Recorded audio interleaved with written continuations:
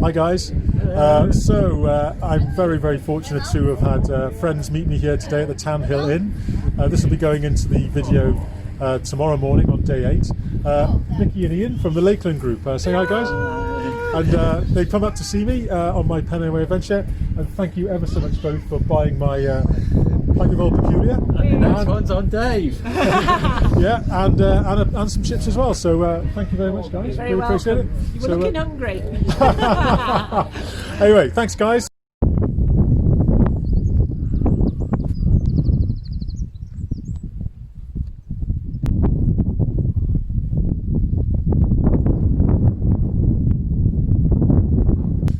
Good morning from the morning of day 8 on my Pennine Way journey.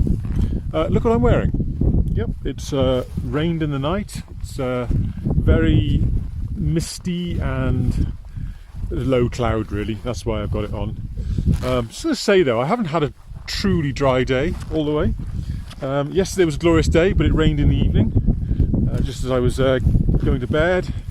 And when I was walking into Hawes, I had a sprinkling in the sky there. That was a lovely day, but a little bit of precipitation, so that counts as rain as well.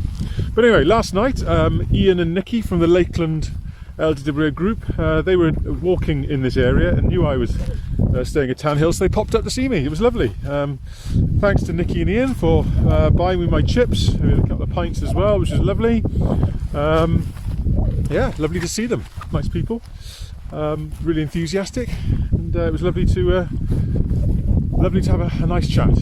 Anyway, today I'm leaving the Tan Hill Inn now, Britain's highest pub, and I'm walking across the Moor.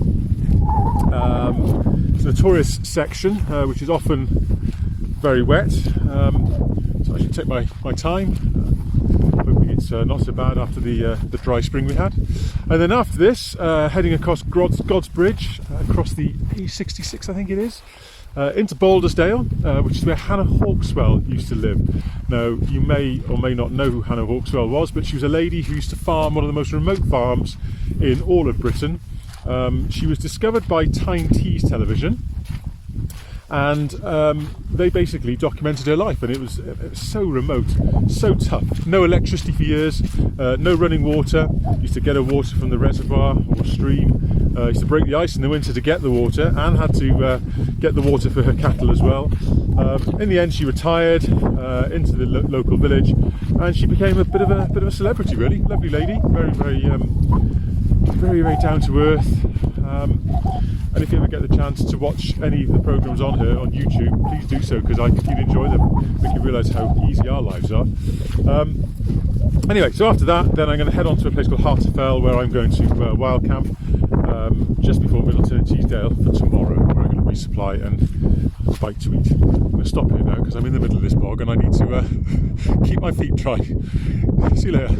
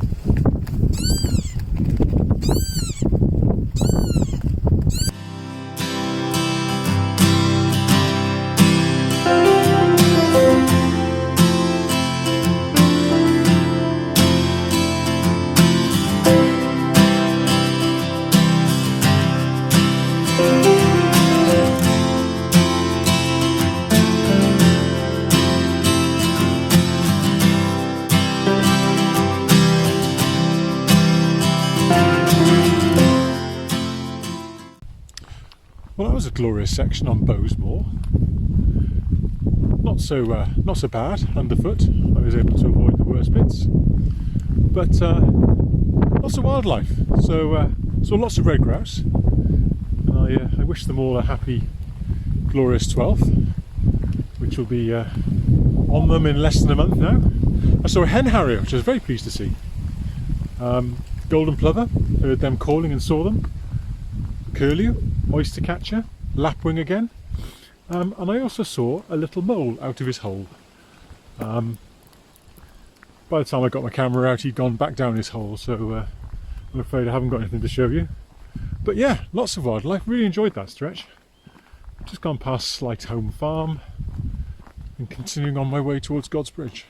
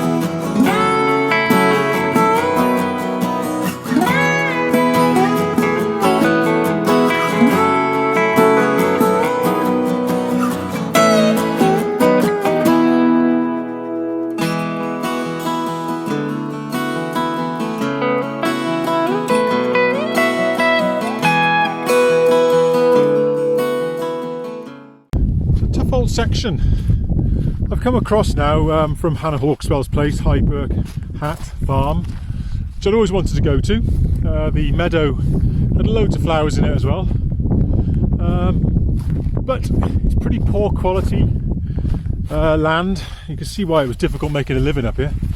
Anyway, my original plan was to camp on Heart of Fell this evening, but the weather has predictably closed in a bit. And it'll be a bit exposed up there. So I contacted a campsite in Middleton, only one there, and they're not open. They told me that. But I've asked them to consider just letting me put my tent down in a bit of grass because of the weather closing in, and they've said yes. So really grateful for them for that. So I'm going to make my way to Middleton, where I will have a night on a campsite, albeit with no facilities, and I can do my resupply this evening and get ready for what will be a really good day tomorrow, walking up the River Tees. So that's the plan.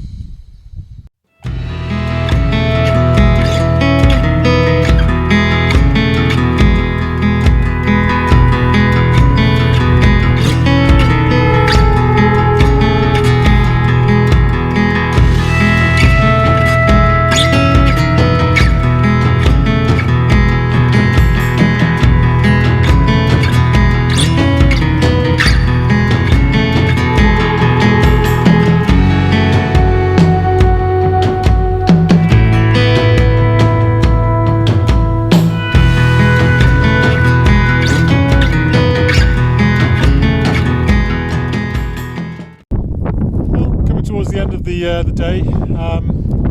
I suppose a bit of an anticlimax after the weather of yesterday. The moors have been very brooding, not intimidating as such, but there's weather around. I think that's made me think about my plan B with regards to where I was planning on camping tonight. I was planning on camping up on this hill, but I think with the potential weather coming in that I can see, I think it's probably best that I have got into the valley, and I'm very grateful to the campsite for allowing me to stay despite the fact they're not really open.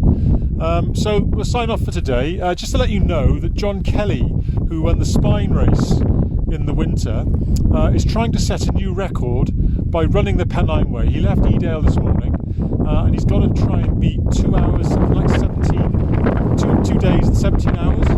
He's likely to go past me tomorrow at some point, if I haven't diverted from the Pennine Way to go and tick off a 2,000 foot mountain, which is what I've got a plan to do.